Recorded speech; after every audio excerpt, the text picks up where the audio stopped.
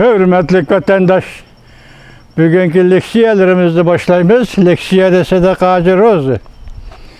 Washington'dan sözdeyimiz. Bugünkü vaziyet doğrusu gep açıdığan bolsak, vatandaşla 10. ayının ahiri, belki 11. ayının başlarında Amerika Qoşmuş Ştatları bilen Yaponiya birleşip zor kölemli hərbi manevr ötküzüdüğen bol. Kalters. Vaziyetki maslaştırganda kalters. Kalters vaziyet bu vermektik ötendir. Biz şunun münasibetlik leksiyelerini devir kılgan aldı silahı yetkizimiz. Birinci mavzumundaq. Prezident Trump ve Prezident namzatı Demokratlar Partisi'nin Prezident namzatı Joe Biden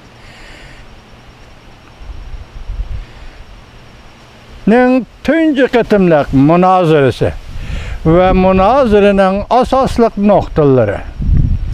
Mavzulu haber 9. ayının 29. günü Tayvan Merkezi Agentliği tarafından ilan kılındı haber. Mundak başlandı. Bu 90 minutluk münazır iken bunun da taşkı siyaset doğrusu yetip gelmedi. Yani biz hazırca içki siyasetki münasibetlik münazırının bir kısım mezmunlarını silahı yollayımız vatandaşlar. Prezident namzatları, münazırası, Pakistan haberleri, riyasetçisi Chris Wallace riyasetçilik kıldı. O 6 türlük mesele bu için sual koydu. Cümleden iki nefer namzatının sergüzeşleri, jukumluk virüs, erki namayiş zoravallığı, Ali sotqı sodiye ve teyilleş ve saylam adaleti katarlık tarafları öz çıgalıdan. Bütün kısım 6 bölekке bölündü. Her bir bölek 15 minutluk riyasetçi sual koygandan keyin iki nefer namzat 2 minutdan cevap berdi.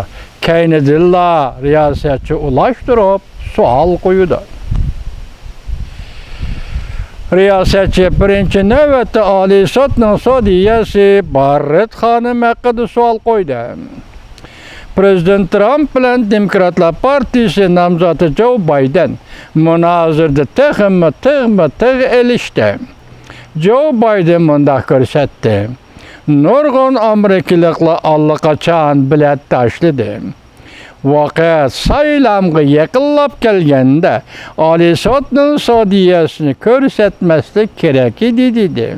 20 milyon Amerikalık bilet taşlap tibbi sığortanı bahalıdı.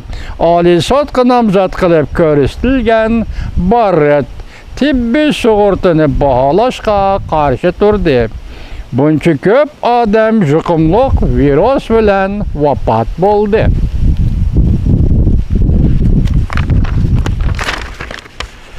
Prezident Trump mundaq dedi.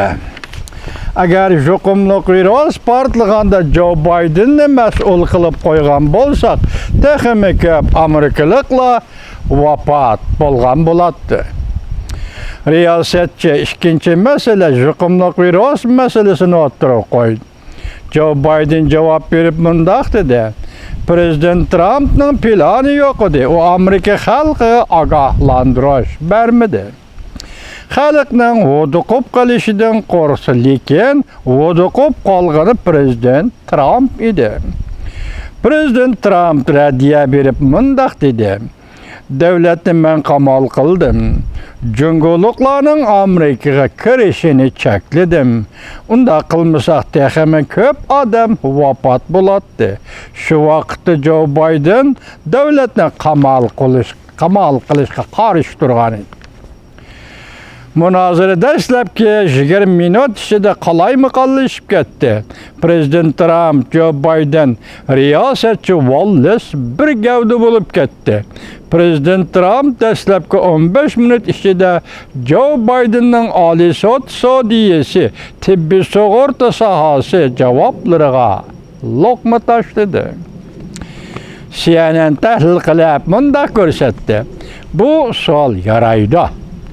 Çünkü münazirege katnaşkan iki tarafdan siyasi teşebbüsünü farklandırgıla bolmaydı.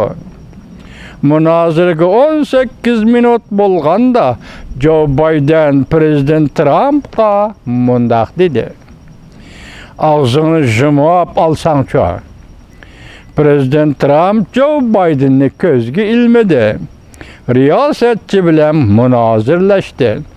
Joe Biden uruşmanla dedi. Prezident Trump cevap versin mundaq Prezident Trump cevap verip mundaq dedi. Köpçülük düşünüdü.